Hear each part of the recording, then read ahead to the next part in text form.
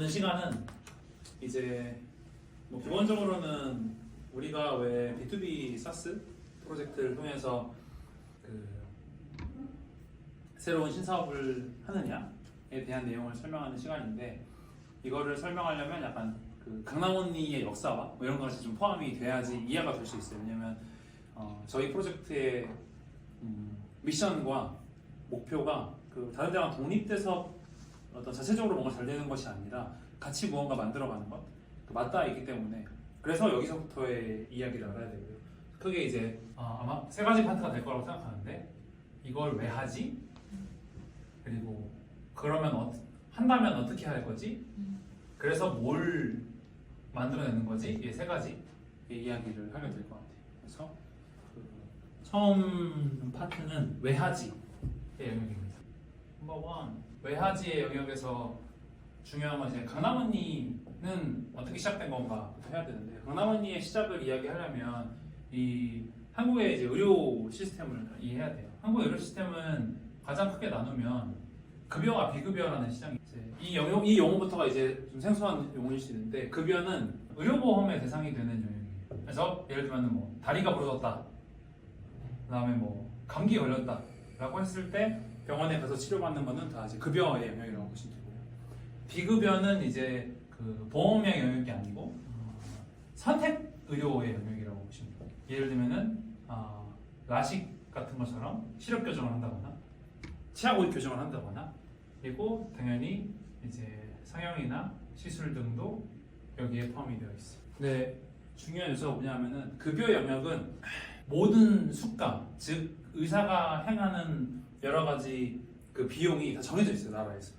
그래서 뭐 예를 들면 뭐 어떤 거지를 써서 어쩌고저쩌고 뭘 했으면은 그거는 뭐 3,000원 이런 식으로. 물론 뭐 약간의 베리에이션이 있긴 하지만 대부분이 정해진 금액을 더 받을 수 없고, 그래서 뭐 똑같은 시술을 하면은 뭐 20년 베테랑이 하든 5년 차가 하든 더 비슷한 그 금액이 나옵니다. 그러다 보니까 비급여 영역을 통해서 큰 수익을 이제 얻고자 하는 사람이 더 많아진 것 같아요. 그러면서 이제 많이 시작된 게 이제 치과나 라식이나 뭐 성형 시술 쪽들이 훨씬 더 이제 발전하기 시작했죠. 그러다 보니까 비급여는 말 그대로 선택 의료여서 수요와 공급의 방정식으로 움직입니다.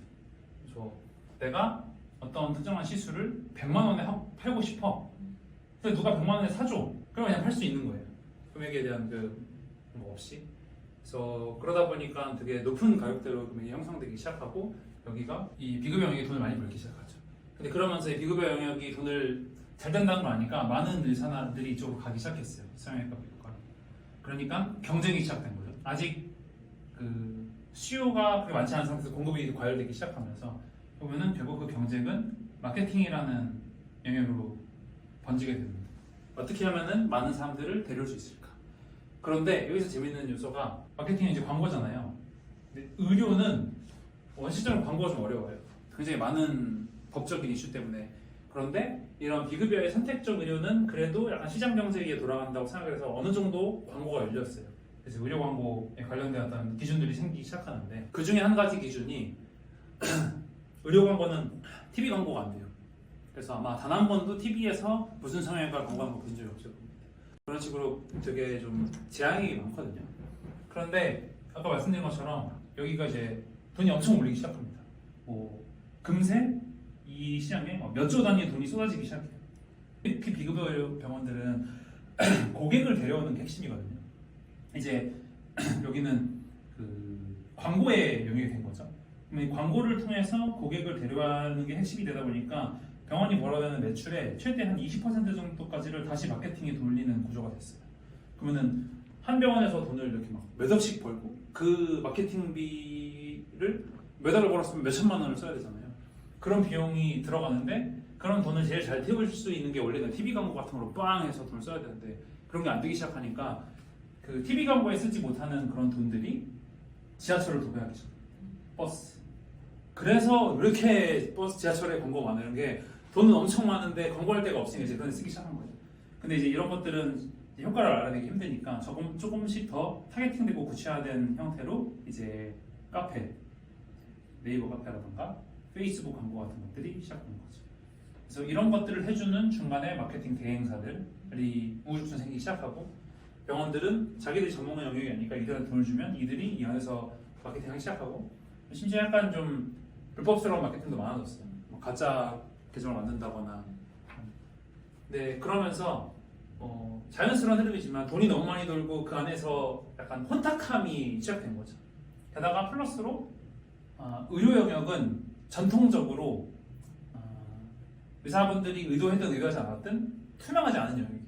왜냐면은 전문 기술이 들어가는 거기 때문에 내가 음식을 사러 갔을 때는 대충 뭐 레시피 이런 것도 알 수 있고 이 음식이 좋은 음식인지 아닌지 판단할 수 있지만 의료 영역에서는 나의 문제를 해결하기 위해서 이렇게 하는 게 저렇게 하는 게 좋은지 잘 알기 어렵고 또 전통적으로 예를 들면 뭐 제가 무슨 수술을 해야 되는데 의사 선생님이 이거 이렇게 수술해야 됩니다 라고 했을 때 제 생각에는 그건 별로 안 좋은 방법인 것 같아요. 이렇게 틀린지가 어려운 영역이잖아요. 그래서 그냥 공급자가 하라는 대로 할 수밖에 없는 약간 영역이었어요. 그러다 보니까 이런 요소들 때문에 이 영역이 약간 불투명해지기 시작했고 그 불투명함이 비급 영역에도 약간 그대로 온 거죠. 그래서 이러한 광고들 네이버 카페나 페이스북에서 하는 광고 그거를 통해서 이제 병원에 가서 상담을 하고 뭐 결제를 하고 하는 이런 과정이 전반적으로 약간 불투명해져 버립니다. 내가 어떤 의사를 만나서 어떤 수술을 얼마에 받는지가 정말 좋은 방법인지 실제로 가격대는 어떻게 형성되어 있는 것인지 어떤 의료 장비를 쓰는지 이런 것이 다른 영역에 비해서 비교하거나 판단하기가 되게 어려워지는 거죠. 그걸 이용해서 한 10년 전의 의료시장에서는 비급 의료시장은 말도 안 해줘요. 상담하러 오시면 알려드릴게요. 그러니까 가격이 어디에서도 드러나 있지 않고 카페 같은 데서는 제대로 분석하거나 비교하기도 어렵고 그런 형태로 이제 시장이 형성돼 버리는 거죠. 거기서 이제 힐링 페이퍼 팀이 참여를 하기 시작한 거예요. 이 시장의 어떤 불투명성을 깨보자. 이게 되게 중요한 영역이고 심지어 뭐 한 푼 두 푼 하는 영역도 아니고 자기 인생의 어떤 중요한 의사결정을 해야 되는 요소도 있는데 그런 것에 비해서 너무 불투명하다.